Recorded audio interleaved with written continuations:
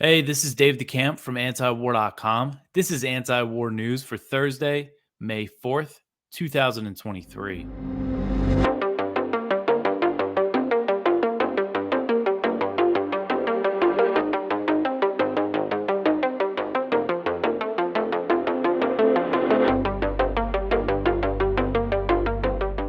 All right, the first story at the top of antiwar.com today. Blinken says that Ukraine is in better shape than leaks show. So, Secretary of State Antony Blinken said on Wednesday that Ukraine's military is capable of launching a counteroffensive and regaining territory from Russia, despite what Pentagon documents leaked on Discord have revealed. So, one of those leaked documents, as we've gone over quite a bit, was an intelligence assessment that said Ukraine would fall well short of its goals to retake territory due to difficulty preparing troops and equipment. Blinken did not comment on the specific leak, but said that the condition of Ukraine's army can change over time. So while discussing these leaks, Blinken said, quote, where Ukraine might have been a month ago, 2 months ago, 3 months ago, is not where it is now in terms of its ability, for example, to prosecute a counteroffensive and to deal with the ongoing Russian aggression, end quote. So, a report from Politico that was published on April 24th said that current assessments also do not expect Ukraine to regain much territory, or at least as much as they did last year in Kharkiv and Kherson and their counteroffensives there. And that report also said that the Biden administration was preparing for failure. And Ukrainian forces have also been using a lot of resources and manpower fighting in Bakhmut. But Blinken is insisting that Kiev is capable of pushing back the Russians. Blinken said that he was, quote, confident that they will have success in regaining more of their territory, end quote. He suggested that the war might not end even if Ukraine has some success, and said that it's up to Kiev when to stop fighting. Blinken said, quote, where exactly this settles remains to be seen, and Ukraine has to make important decisions about exactly where it's going to go, how far it can get, and how it wants to pursue this. But we're determined to sustain that support, end quote. Ukrainian officials still maintain that it is their goal to push Russia out of all of the territory that it controls, including Crimea. And Blinken is basically saying here, whatever they want to do, we're going to back them. In the unlikely event that they have the capability to launch an offensive against Crimea, I don't think that that's going to happen. But as Blinken himself has acknowledged, that's a major red line for Putin, and it seriously risks an escalation. But here's Blinken, going against everything that these leaks have revealed and what other media reports have said. I'm definitely not dismissing the idea that Ukraine could have some success here, but it seems like a lot is working against it, and all of the facts that we know, say otherwise. And we know that Russia has been really reinforcing its position since they mobilized 300,000 fresh troops last fall. And then you have the Wagner group doing, from how I understand it, they're doing most of the fighting in Bakhmut. It's not even, Russian soldiers really fighting there. I mean, they are, but it's mostly the mercenaries. So, they're really just reinforcing these lines. And, it's going to be definitely a tough battle for the Ukrainians to try to break through. All right, the next one here. Discord leaks create tensions between the U.S. and Ukraine. And this is from Kyle Anzalone over at the Libertarian Institute. It says, Zelensky doesn't sound like he was too happy. So Kiev appears frustrated with the White House over the leaks of highly classified documents.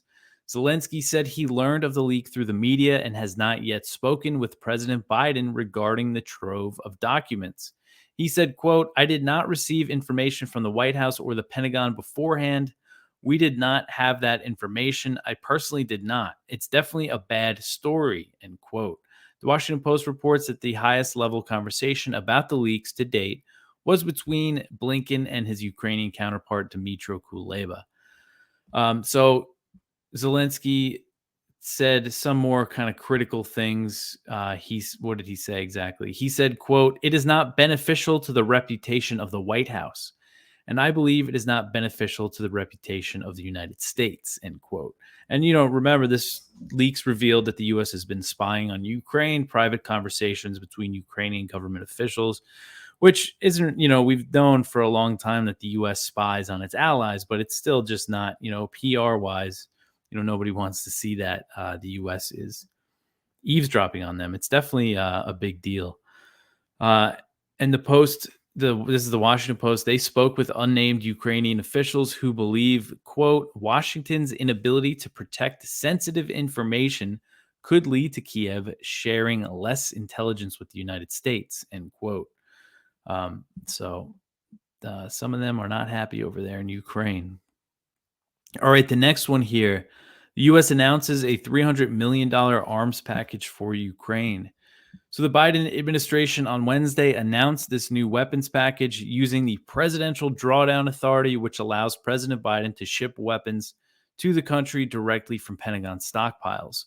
For the first time, this package includes Hydra 70 rockets. They're an unguided munition that is typically fired from an aircraft as an air-to-ground missile. So this is the first time the U.S. is sending them these rockets. The U.S. is also sending more howitzers, ammunition for the HIMARS rocket systems, and other artillery rounds. The U.S. is still drawing funds for military assistance to Ukraine from the $45 billion aid package. So that's where this $300 million is coming from. It's not like it's new. It's not on top of that $113 billion that they've authorized so far to spend on the war. I'm expecting the White House soon to ask Congress to authorize more Ukraine aid, and we'll see how that all plays out. But according to the Pentagon, this $300 million package, it also includes additional ammunition for the HIMARS howitzers, 155 millimeter howitzers and artillery rounds, 120 millimeter, 81 millimeter mortar rounds, tube launched, optically tracked, wire guided tow missiles, anti-armor weapon systems, the Hydra rockets, small arms, demolition munitions, trucks and trailers to move heavy equipment, and then other equipment and training and field equipment and things like that. And the Pentagon also released a fact sheet on Wednesday that says the U.S. has pledged more than $35.7 billion in military equipment for Kiev since Russia launched its invasion on February 24th, 2022. The fact sheet details the enormous amount of ammunition that the U.S. has provided, including over 1.5 million 155 millimeter artillery rounds. All right, the next one here was really the big story of the day. We just had it up all day on Wednesday. That's why it's not the top story on today's page. But Russia says that Ukraine tried to kill Putin with a drone attack. So the Russian government said Wednesday that Ukraine tried to kill President Vladimir Putin in a drone attack that targeted the Kremlin. And they said that Russia has the right to respond whenever and wherever it sees fit. So according to Russia's TASS news agency, the Kremlin was targeted early Wednesday morning by 2 drones that were taken down and destroyed by electronic warfare systems. No casualties were reported, and Dmitry Peskov, the Kremlin spokesman, said that Putin was elsewhere at the time of the attack. Putin's press service said, quote, the Russian president was not harmed as a result of the terrorist attack. His schedule has not changed and continues as usual, end quote. So for their part, Ukrainian officials denied any role in the attack. This is Zelensky from Helsinki. He was over in Finland when this happened. He said, quote, I can repeat this message. I think it will be clear to everyone. We don't attack Putin or Moscow. We fight on our territory. We defend our cities and villages, end quote. So if you're watching here, you can see this is the video of one of the drones over the Kremlin. It comes down and it explodes right above it. And it's just a little fireball. So, it doesn't look like this was a real had a chance of actually, killing Putin. And then the other drone was pretty similar. But that is what Russia's saying. And I think that shows that we might be in store for a big escalation here. And Zelensky, again, Ukraine's denying it. Mikhailo Podolyak, who is one of his aides, also denied Kiev was responsible. He said that attacking the Kremlin would serve no military purpose and would only give Moscow the pretext to escalate. I've seen some pretty ridiculous claims in U.S. media saying that, oh, maybe it's a Russian false flag, but they don't need any, if they want to escalate, they don't need any pretext to do it. They don't care what the U.S., what the West thinks. And, even though this didn't do anything, this is kind of symbolic here, showing the Kremlin, the drone exploding basically right next to the Russian flag. I don't think that's something that they would want to put out. So now, again, as the Ukrainians are denying this, back to those leaks, the Discord leaks, there were documents that shows that the U.S. was concerned about Ukraine planning attacks in Moscow, and that Zelensky might not have control over his intelligence services. One leak showed that Ukraine's security service, the SBU, determined that its agents violated orders by attacking a Russian surveillance plane in Belarus. So again, they might not have control. There might be a lot of rogue elements among Ukraine's intelligence and other, military. So another leak revealed that Ukraine postponed planned attacks in Moscow that would have coincided with the 1-year anniversary of Russia's invasion. And drone attacks, shelling, and sabotage operations have increased inside Russia in recent weeks. There's been a lot of stuff. I haven't been covering all of it because it's just pretty normal now. And Ukraine does not take responsibility for such incidents, but they usually strongly hint at responsibility. But not so in the case with this. And, when it comes to Zelensky doing something like this, I mean, I feel like all this really does is set up potential retaliation against him. So I don't know if it's in his interest, but again, it could be a symbolic thing. Who knows exactly what the story is, but we'll see how Russia responds. I wouldn't be surprised if on Thursday that we see a heavy Russian bombardment of Ukraine in response to this. All right. Where are we here? The next one, U.S. arms makers vow closer ties with Taiwan. So a group of U.S. weapons makers attended the Taiwan U.S. Defense Industry Forum in Taipei on Wednesday and pledged to increase cooperation with Taiwan. So the event marks the first time since 2019 that the U.S. arms industry sent a delegation to Taiwan and comes at a time of soaring tensions between the U.S. and China over the island. So the forum was attended by 30 defense contractors, including the heavyweights Lockheed Martin and Raytheon. And it was also attended by Lieutenant General Stephen Rudder. He's a retired U.S. Marine Corps officer, and he delivered a speech. And what he said in it was that, they want to increase cooperation with Taiwan. And he said that the end game is joint interoperability. So that means, the U.S. and Taiwan's military working together. That means that they would be holding drills together, which would be very provocative toward China if the U.S. and Taiwan started doing joint military exercises, publicly. And I think that's coming. I think that's part of the plan. They've been talking about that in these Senate hearings about China. So the U.S. and Taiwan have taken significant steps recently to increase military ties, including the deployment of 200 U.S. troops to Taiwan for training. That deployment marks the largest known U.S. military presence on the island since Washington severed diplomatic relations with Taipei in 1979. Taiwan is also looking to begin joint production of arms with American companies.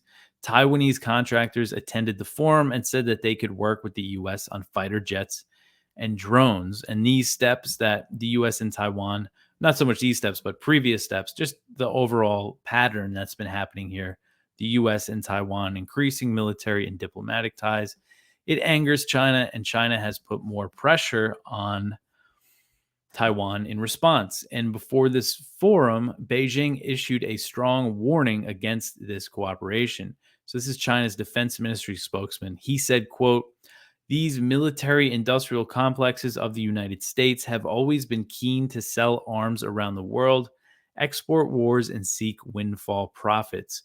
The Democratic Progressive Party authorities' practice of bringing wolves into the home is repugnant and will only bring a deep disaster to Taiwanese compatriots." End quote. So, more of the same. U.S. Taiwan increasing ties, China warning against it, and likely going to up the pressure in response. So I'm going to mention now, Again, that it's our fundraiser at antiwar.com. And right now we have matching funds, which means every dollar you give will be doubled. So please go to antiwar.com/donate and see all the different ways that you can support us. Make a one-time donation. You could use a credit card, PayPal, or cryptocurrency. Set up a monthly donation, anything like that. So you could go to antiwar.com/donate. If you want to donate by phone, you could call the number there. Donate by mail. All sorts of ways to help us out here. And we really appreciate it. And again, this is how we get by. This is how we operate. So we have to do these fundraisers every few months. It's necessary for us to maintain our independence and keep this editorial line that we have, and providing you with this coverage of U.S. foreign policy from our anti-war, non-interventionist point of view. So please help us out. All right, back to the news. The next one here, U.S. issues warning to China, then calls for high-level talks. This is from Kyle Anzalone again over at the Libertarian Institute. This is Nicholas Burns. He's the U.S. ambassador to China. He warned Beijing about supporting Moscow and called for talks during a speech on Tuesday. Burns said that Washington has been unmistakably clear in its warnings to Beijing about providing Moscow with military aid for the war in Ukraine. He said that they need China to push Russia to remove its troops. He went on to demand Beijing adopt a tough-minded stance against Moscow. So over the past year, the White House has warned China several times against sending weapons to Russia. Beijing has denied the allegations and asserted Washington is fueling the war by providing billions in weapons to Ukraine. The diplomat downplayed China's potential role as a mediator in ending the conflict. Burns said the call between Zelensky and Xi was a good first step, but refused to say Beijing is trying to end the war. So in addition to criticizing Beijing, Burns called for high-level talks with China with certain conditions. He said, quote, "Our view is we need better channels between the two governments and deeper channels, and we are ready to talk.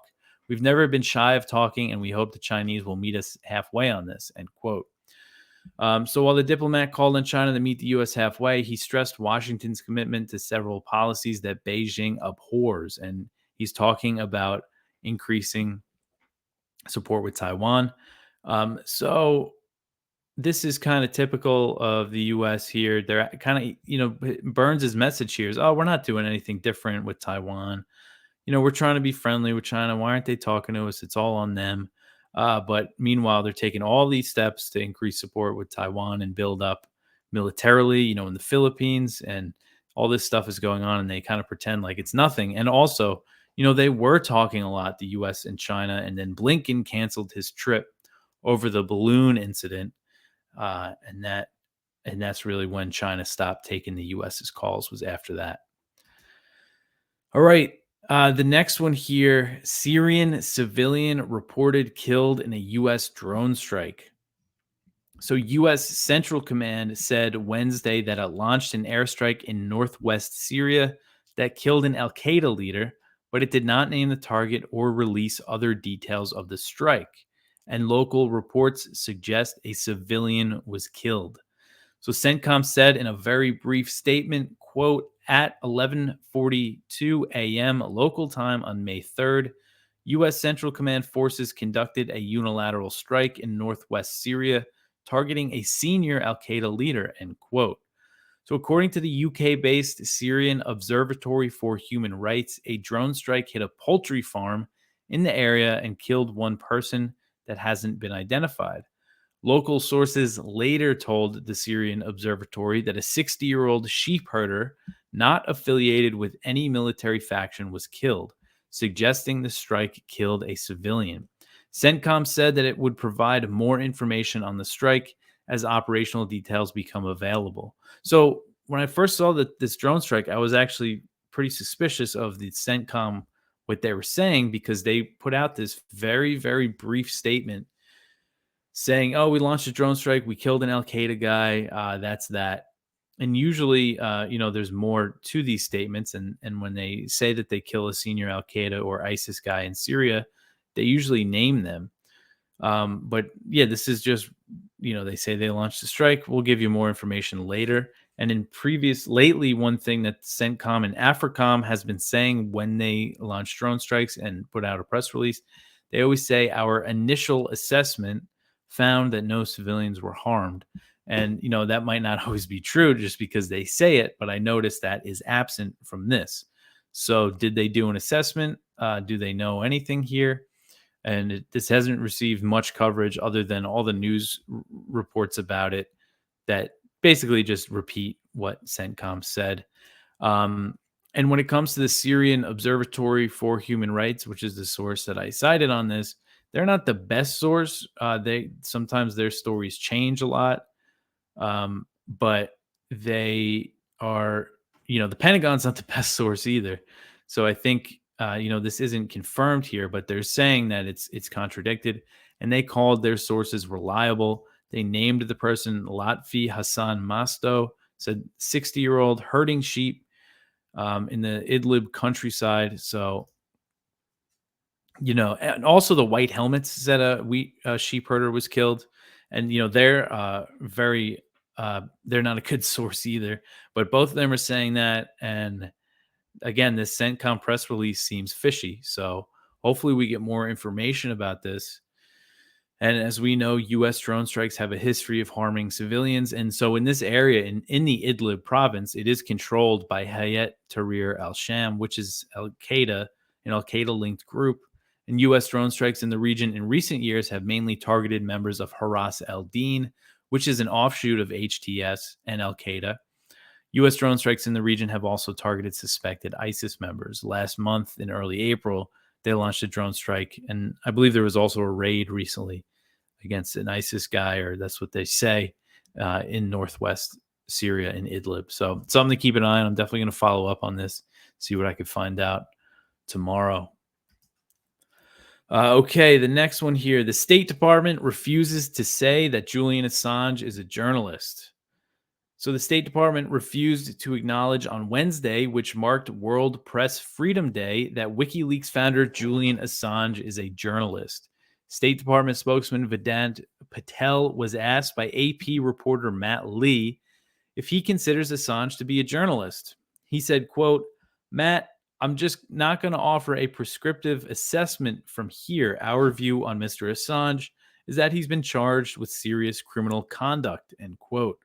So Lee retorted by pointing out that anyone can face criminal charges, including Evan Gershkovich, who's the Wall Street Journal reporter, recently arrested in Russia. Patel insisted that the case was completely different and refused to say whether the State Department considers Assange a journalist. So we have the video here. I'll just play a little bit of it. Do you believe that he's a journalist or not? Matt, I'm just not going to offer a prescriptive assessment from here. Our view on Mr. Assange, our view on Mr. Assange is that he's been charged with serious criminal conduct in the United States. Charged with anything, Evan Gershkovich has been charged with serious criminal offense in Russia, and you say that he's a journalist, and he is obviously. And I just want to know whether or not you, the State Department, regardless of any charges that he faces, believe that he is a journalist or he is something else. Well, first I would say, Matt, that these two cases are very, very different. Of course, they're completely different, but the United States doesn't go around arbitrarily detaining people, that's really it. They just have a little back and forth, but he doesn't say anything. He refuses to answer the question: is Assange a journalist? And also on Wednesday, a talk between Washington Post columnist David Ignatius and Secretary of State Antony Blinken was interrupted by two protesters who called for the release of Julian Assange. And one of them was Medea Benjamin, the co-founder of Code Pink, who got on stage and said, quote, "We can't use this day without calling for the freedom of Julian Assange," end quote. And the other protester mentioned Shireen Abu Akleh, the Palestinian-American Al Jazeera reporter who was killed by Israeli forces in May 2022. Again, she was wearing a vest that said press on it while she was gunned down, covering a raid in the West Bank. I'll play this too. Why not? In particular, I'm curious whether you've been able to talk. Excuse us, we can't use this day without calling for the freedom of Julian Assange. The Biden The extradition request What for about Julian Assange. 2 hours and not one word? Take it easy, take it easy, take it easy, guys. Not one word about journalist Shireen Abu Akleh, who was murdered So- by the Israeli so, occupation forces in Palestine. Uh, One word about we're here to celebrate freedom of expression, and we just experienced it.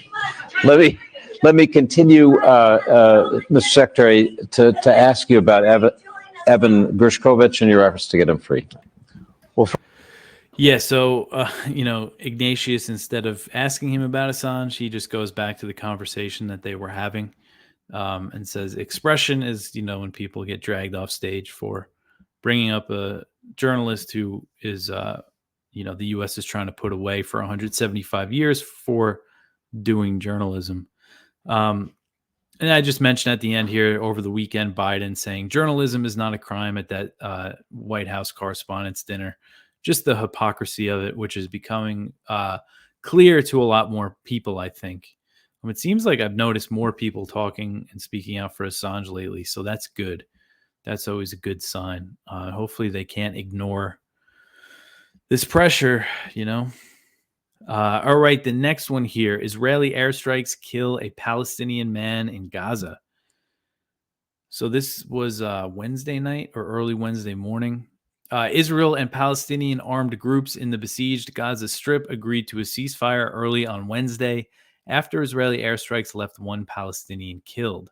Hashel Mubarak Salman, 58, died in the overnight raids, which left at least 5 others wounded, according to the Palestinian Health Ministry. Two Palestinian officials said a reciprocal and simultaneous ceasefire went into effect at 3:30 a.m. local time to end the fighting. It was brought about with efforts from Egyptian, Qatari, and United Nations officials. The exchange of fire came hours after a 45-year-old prisoner, Qadir Adnan, died in an Israeli prison after nearly 3 months of hunger strike, which he launched following his arrest from his home in the occupied West Bank. So hopefully no more airstrikes there. And then the last one here, Iran seizes another oil tanker. So Iranian forces seized a Panamanian-flagged oil tanker in the Strait of Hormuz on Wednesday, marking the second such incident within a week. According to the U.S. Navy's Fifth Fleet, the ship, the Niovi, was seized after leaving Dubai and heading toward another UAE port.